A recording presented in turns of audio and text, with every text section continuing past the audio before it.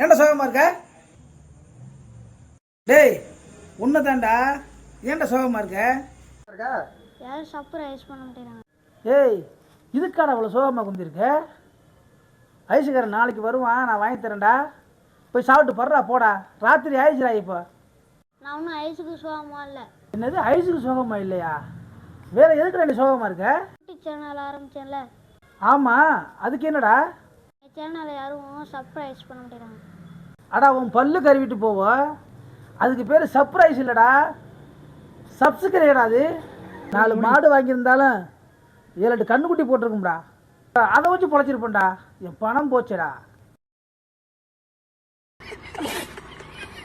என்னடா சேனல் அது? மலர் டீ கடை. மக்களே, மலர் டீ கடை சேனலை சப்ஸ்கிரைப் பண்ணுங்கள், லைக் பண்ணுங்கள், ஷேர் பண்ணுங்கள். இவன் பாட்டுக்கு சர்ப்ரைஸ் சொல்லி பயந்துக்கிட்டு இருக்கான்.